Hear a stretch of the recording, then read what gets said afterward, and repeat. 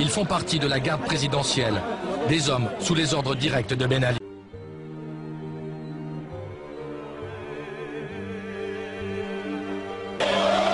Nous sommes le 16 janvier 2011.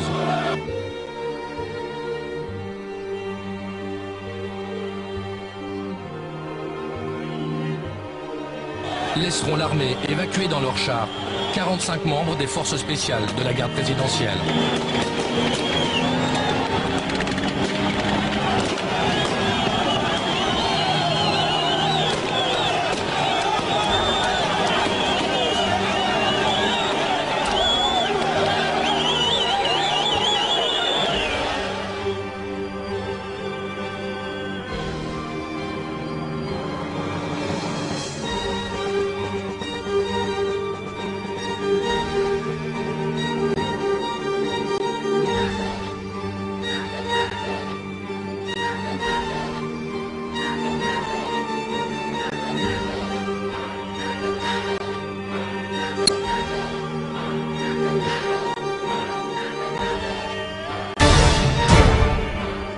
ولمزيد من المتابعة حول آخر التطورات معنا من تونس الضابط بالأمن الوطني الرائد سالم. رائد سالم، هل من معلومات عن المعارك بين الجيش والأمن الرئاسي في قصر قرطاج؟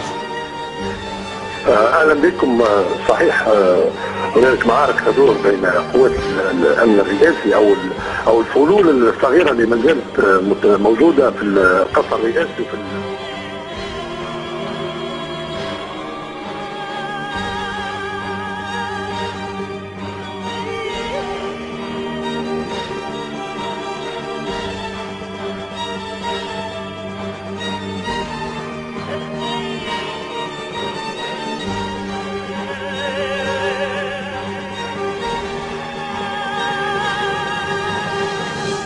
الوطني والامن والحرس الوطني، ونطمنوا جميع التونسيين الاحرار ان عمليه القضاء على هؤلاء الفئران لن تدوم كثيرا ولن تتجاوز 48 ساعه رغم قدراتهم ورغم انها ترسانه كبيره واداره عامه مهيكله وبها اطارات كثيره واعوان متمرسون ومتربصون ولهم اسلحه متطوره من سنه 2010 و2011 من الاسلحه الامريكيه. طيب رائد سالم، ولكن الاشتباك بين الامن الرئاسي والجيش الوطني يعني ان بعض قيادات الاجهزه الامنيه ما زالت تدين بالولاء للرئيس زين العابدين بن علي، ام انك تعتقد ان الصرياطي والحرس الرئاسي هما وحيدان في هذه المعركه؟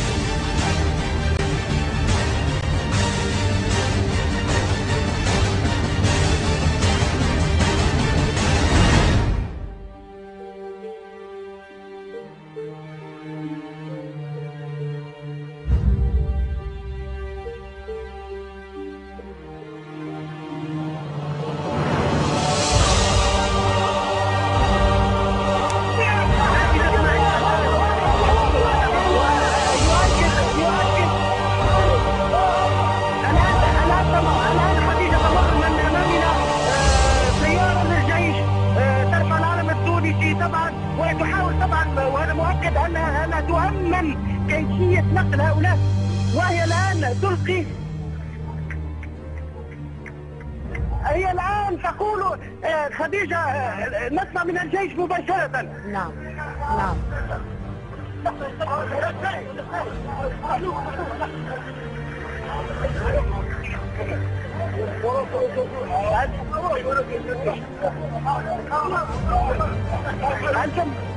نعم نحن نسمع معك بالسابق. نعم خديجة، طبعا قوات الجيش تؤمن الآن المدينة وتحاول طبعا تأمين حياة من تم